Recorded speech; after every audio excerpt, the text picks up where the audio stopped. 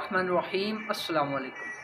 लाखों करोड़ों दुरूद सलाम हज़रत मोहम्मद सल्लल्लाहु अलैहि वसल्लम और आपकी आल व सहाब पर। मेरा नाम मोहम्मद शहबाज। आज पाकिस्तान तहरीक इंसाफ के लिए एक खुशी का दिन है, क्योंकि उनके जो लीडर हैं इमरान खान, उनकी अहलिया बुशरा बीबी 268 दिन के बाद आज रिहा हो गई, जो कि उनके लिए एक ईद से कम दिन नहीं ये, क्योंकि काफ़ी अरसे बाद बुशरा बीबी की रिहाई को देखकर कारकुनान बहुत परजोश, और कारकुनान का ये कहना है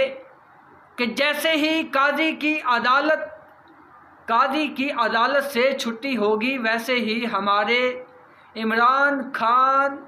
पाकिस्तान की आवाम के सामने आ जाएंगे। और अब ये बात रोज़े रोशन की तरह आया हो चुकी है कि जब तक काजी फैज़ ईसा साहब सुप्रीम कोर्ट के चीफ जस्टिस रहे, तब तक तहरीक इंसाफ को कोई बड़ा रिलीफ मिलने से गुरेज किया गया। ज़ाहिर बात है, ये भी बताया जा रहा है कि काजी फैज़ ईसा साहब ने, अब देखो ये खबर गलत है या झूठ है, ने बाज़ जजेस को कहा कि मेरे होते हुए पीटीआई को कोई बड़ा रिलीफ नहीं मिलना चाहिए, लेकिन इस बात में कितनी सदाकत है या नहीं, ये बात क़ब्ल वक्त है। अब पाकिस्तान तहरीक इंसाफ ने इस चीज़ को लेकर एक बहुत ही फ़ख्र अंदाज में ये कहा है कि जब पाकिस्तान तहरीक इंसाफ को इंसाफ मिलना शुरू हो चुका है, तो फिर अब इमरान खान को जेल से रिहा करवाने में हमें कोई दिक्कत नहीं होनी चाहिए, क्योंकि ये एक तरह बारिश का पहला कतरा है कि कल जस्टिस काजी फैज़ ईसा साहब, उनकी अदालत का आखिरी दिन है और 26 तारीख को नए चीफ जस्टिस साहब बाकायदा हल्फ उठा रहे हैं, और उनकी हल्फ बरादरी की वजह से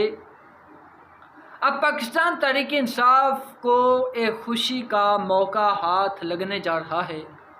और अब देखना यह है कि पाकिस्तान तहरीक इंसाफ का जो बानी पीटीआई है, क्या वो अब आज़ाद हो जाएगा, या कि उनकी जो एक कायद या एक लीडरान हैं जो उनकी पार्टी के बाकायदा तौर पर बड़े ओहदेदार हैं, क्या उनकी अपनी कोशिशें इसमें रंग लाती हैं, या फिर उनको इसी तरह उसी अदालत में बंद रखा जाता है। क्योंकि ये भी खबरें आ रही थी कि अगर पाकिस्तान तहरीक इंसाफ की जो क़यादत है वो इसमें सर जोड़ कर अपनी हर हद तक जाने की कोशिश करे, तो पाकिस्तान तहरीक इंसाफ अपना बानी पीटीआई इमरान खान को रिहा करवा सकती है। लेकिन पाकिस्तान तहरीक इंसाफ की क़यादत ये ज़ाहिर करती रही कि हम दिल से बड़े इमरान खान की रिहाई के लिए कोशिश कर रहे हैं, लेकिन नज़र ये आता रहा जब भी उनकी रिहाई के लिए कोई अच्छा कदम उठाया जाता रहा,